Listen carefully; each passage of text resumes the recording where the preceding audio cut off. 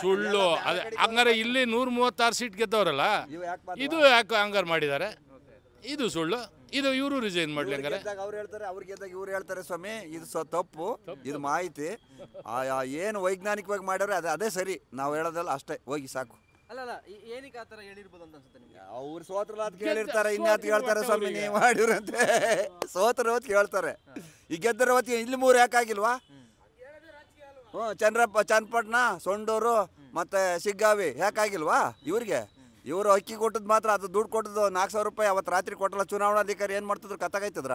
ಅದು ಯೋಚನೆ ಮಾಡಲಿ ಫಸ್ಟ್ ಇವರು. 2,000 ರೂಪಾಯಿ ಮಾಡಿದ್ರಲ್ಲ ಎಲೆಕ್ಷನ್ ನಾಳೆ ಅನ್ನುವಾಗ, ಅದು ಗಿಮಿಕ್ ಅಲ್ವಾ? ಅದು ತಪ್ಪಲ್ವಾ? ಹಂಗಾಗಿ ಗೆದ್ದಿರೋದು ಇವರು, ಅಲ್ದವ್ರು ಗೆಲ್ತಿರ್ಲೇ ಇಲ್ಲ. ಆ ಹೋಗ್ಪೂರ್ಲಿ ಎಲ್ಲ ರೈತರದ್ದು ಭೂಮಿ ಹೋಗಿತ್ತಲ್ಲ, ಯಾರು ಕೊಡ್ತಾರೆ ಇವತ್ತು? ಹಂಗೆ ಬಂದ್ಬಿಡ್ತಾ ಡಿ ಸಿ ಹೇಳಿದ್ರು, ಇವ್ರು ಒಳೊಳಗೆ ಆ ಜಮೀರ್ನೊಬ್ಬನ ಇಟ್ಕೊಂಡವ್ರೆ. ಮುಖ್ಯಮಂತ್ರಿ ಹೇಳ್ದಂಗೆ ಅವ್ನು ಕೇಳ್ದಂಗೆ ಅವ್ನು ಡಿ ಸಿಗೆ ಹೇಳ್ದ, ಡಿ ಸಿ ಒಪ್ಕೊಂಡಲ್ಲ, ಬೀದರ್ ಡಿ ಸಿ ಒಪ್ಕೊಂಡ. ಅವನು ಅವ್ರು ಹೇಳೋ ಹೊತ್ತಿ ನಾನು ಮಾಡಿದ್ದೀನಿ ಸರ್ ಅಂದ. ಇವ್ರು ಹೇಳ್ತಾರೆ ನಾವು ಹೇಳಿಲ್ಲ ಅಂತ ಹೇಳ್ತಾರೆ. ಈಗ ಇದ್ಯಾವ ನ್ಯಾಯ? ಇಷ್ಟೇ, ನಡ್ರಿ ಸಾಕು ಹೋಗಿ ಅಷ್ಟೇ ಮಾಡಿ. ನೀವು ಸಿಗ್ತಲ್ಲ ನ್ಯೂಸ್ ಇದೊಂದು ಹೇಳಪ್ಪ. AICC ಅಧ್ಯಕ್ಷ ಮಲ್ಲಿಕಾರ್ಜುನ ಖರ್ಗೆ ಅವರು ಹೇಳಿದ್ದಾರೆ, ಇದು ಎಂಥ ಯುಗ? ನೀವೇ ಹೇಳಿ, ಏನು ಯುಗ? ಏನು ಯುಗ ಇದು? ಡಿಜಿಟಲ್ ಯುಗ, ಹೌದಾ? ಡಿಜಿಟಲ್ ಯುಗ. ತಂತ್ರಜ್ಞಾನ ಎಷ್ಟು ಮುಂದುವರೆದಿದೆ. ಅದರಲ್ಲಿ ಅವರು AICC ಅಧ್ಯಕ್ಷ ಮಲ್ಲಿಕಾರ್ಜುನ ಖರ್ಗೆ ಹೇಳ್ತಾರೆ, EVM ಎಲ್ಲ ತೆಗೆದುಬಿಟ್ಟು ಬ್ಯಾಲೆಟ್ ಪೇಪರ್ ಹಾಕಿ ಅಂತ ಹೋಬಳಿ ರಾಯನ್ ಕಾಲಕ್ಕೆ ಹೋಯ್ತಾ ಇದ್ದಾರೆ. ಇನ್ನೂ ಹೊಸ್ದಾಗಿ ಕಂಡುಹಿಡಿಬೇಕಾರೆ ಮುಂದೆ ಹೋಗಿ EVM ತೆಗೆದುಬಿಟ್ಟು ಬೇರೆ ಟೆಕ್ನಾಲಜಿ ಬೇಕಾದ್ರೆ ಕಂಡುಹಿಡಿ ಮಾಡಿ.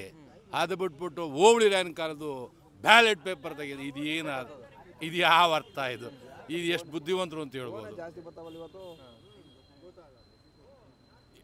ಹೌದಾ? ನಿಮ್ಮನ್ನೇ ಕೇಳ್ತೀನಿ, ಇಂಥ ಡಿಜಿಟಲ್ ಯುಗದಲ್ಲಿ ಹಳೇ ಕಾಲದ್ದು ಬ್ಯಾಲೆಟ್ ಪೇಪರ್ ಯಾರು? ಅದೇ ಸೋಲ್ತಾರಲ್ಲ, ಗೆದ್ದ ಕಡೆ ಏನು ಇರಲ್ಲ, ಸೋತ್ ಕಡೆ ಎಲ್ಲ ಇರ್ತದೆ. ಗೆದ್ದ ಕಡೆ ಎಲ್ಲೂ ಏನೂ ಪ್ರಾಬ್ಲಮ್ ಇರಲ್ಲ, ಸೋತ್ ಕಡೆ ಹುಡುಕ್ತಾರೆ ಅಷ್ಟೇ.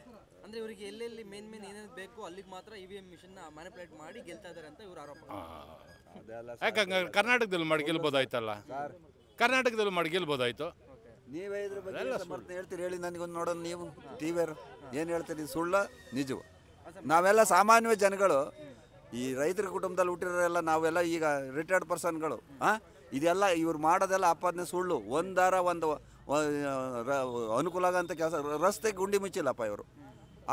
ಅವ್ರ ಅಧ್ಯಕ್ಷರು ಹೇಳ್ತಾರೆ, ನೀವು ಹಿಂಗೆ ಎಂಥದ್ದು ಈ ಗ್ಯಾರಂಟಿ ಕಾರ್ಯಕ್ರಮಗಳು ಕೊಟ್ಟರೆ ನೀವು ಒಂದೊಂದು ಮಂಕ್ರಿ ಮಣ್ಣು ಹಾಕೋಕ್ಕೂ ಗುಂಡಿಗೆ ದುಡ್ಡು ಇರೋಕ್ಕಲ್ಲ ನಿಮ್ಮ ಹತ್ರ ಅಂತ ಅವ್ರ ಅಧ್ಯಕ್ಷರು, ರಾಷ್ಟ್ರೀಯ ಅಧ್ಯಕ್ಷರು ಹೇಳ್ತಾರೆ. ನಾವು ಹೇಳ್ಬೇಕಾ? ಇದು ಎಷ್ಟರ ಮಟ್ಟಿಗೆ ಆಶಾಸ್ಪದ ಆಗೈತೆ ನೀವೇ ಯೋಚನೆ ಮಾಡಿ. ಆ ಜನಗಳು ತಿಳ್ಕೋಬೇಕು. ಆ 2 ಮಕ್ಕಳು ಚನ್ನಪಟ್ಟಣದವ್ರು ಹಾಕ್ಯವ್ರೆ, ಹೋಗಿ ಅನುಭವಿಸ್ತಾರೆ. ಖಂಡಿತ ಸಾಧ್ಯ ಇಲ್ಲ. ಅದು ಅವರೆಲ್ಲ ಬೇರೆ ಇನ್ಯಾರೇ ಬಂದ್ರೂ ಅದನ್ನು ಚೇಂಜ್ ಮಾಡೋದು ಸಾಧ್ಯ ಇಲ್ಲ. ಈಗ ನಾವು ಚಂದ್ರಗದಲ್ಲಿ ಮನೆ ಮಾಡೋದು ಹೆಂಗೆ, ಶುಕ್ರಗದಲ್ಲಿ ಮನೆ ಮಾಡೋದು ಹೆಂಗೆ, ಮನುಷ್ಯ ಅಲ್ಲಂಗೆ ಬದುಕ್ಬೋದು. ಆ ಟೆಕ್ನಾಲಜಿ ಹೋಗ್ತಾ ಇರ್ಬೇಕಾದ್ರೆ ನಾವು ಈ ತಿರ್ಗಿ ಹಿಂದೆ ನಾವು ಬ್ಯಾಲೆಟ್ ಪೇಪರ್ಗೆ ಹೋಗ್ತಾ ಇದೀವಿ ಅಂತ ಎಷ್ಟೊಂದು ಹಾಸ್ಯಾಸ್ಪದ ಇದು. ಯಾರಾದರೂ ಈಗ ಬಿಟ್ಟು ಯೋಚನೆ ಮಾಡೋಕ್ಕೂ ಸಾಧ್ಯ ಇಲ್ತಾರೆ ಅಂತ ಇದು. ಬಟ್ ಅವರ ಒಂದು ಲಾಭಕ್ಕೋಸ್ಕರ ಅವರು ಸೋತ್ಬಿಟ್ರೆ EVM ಮಿಷನ್ ಸರಿ ಇದೆ ಅನ್ನೋದು, ಸರಿ ಇಲ್ಲ ಅನ್ನೋದು, ಗೆದ್ದಾಗ EVM ಮಿಷನ್ ತುಂಬ ಚೆನ್ನಾಗಿದೆ ಅನ್ನೋದು, ಇದು ಯಾವ ನ್ಯಾಯ ಇದು? ನೀವೇ ಯೋಚನೆ ಮಾಡಿ. ಹಿಂದೆ ಉದ್ದೇಶ ಏನಂತ ಹೇಳಿದ್ರೆ, ಈಗ ಸುಮಾರು ಒಂದು 7ನೇ ಲೋಕಸಭೆ ಗಂಟ ಕಾಂಗ್ರೆಸ್ಸೇ ಕ್ಲೀನ್ ಸ್ವೀಪ್ ಮಾಡ್ತಾಯಿತ್ತು. 544 ಕ್ಷೇತ್ರದಲ್ಲಿ ಕಮ್ಮಿ ಅಂದರೂ 400 ಕ್ಷೇತ್ರ ಅವರೇ, 350 ಕ್ಷೇತ್ರ ಅವರೇ ಗೆಲ್ತಾಯಿದ್ರು.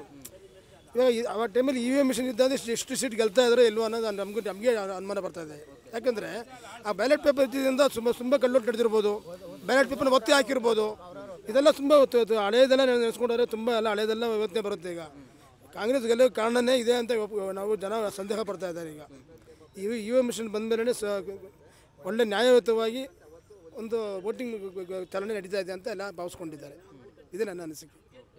ಇವರು ಮತ್ತೆ ವಾಪಸ್ ಅದಕ್ಕೆ ಹೋಗ್ಬೇಕು ಅಂದ್ಬಿಟ್ಟು ಈ ಥರ ಹೇಳ್ತಿದ್ದಾರೆ ಅಂತ. ಹೌದು, ತಿರ್ಗಾ ಈಗ ಹೆಂಗೂ ಅವರು ಆಲ್ಮೋಸ್ಟ್ ಎಲ್ಲ ಮುಗಿಸ್ಕೊಂಡಿದ್ದಾರೆ. ಒಂದು 2-3 ಸ್ಟೇಟಲ್ಲಿ ಮತ್ತೆ ಇದ್ದಾರೆ ಅವರು. ನೆಕ್ಸ್ಟ್ ಬ್ಯಾಲೆಟ್ ಪೇಪರ್ ಬಂದಾಗ ಫುಲ್ ಎಲ್ಲ ಕಡೆ ಗೆಲ್ಬೋದು, ಒತ್ತಿ ಅಂತ ಪ್ಲ್ಯಾನ್ ಮಾಡ್ಕೊಂಡಿರ್ಬೋದು ಅಂತ ನನ್ನ ಅನಿಸಿಕೆ.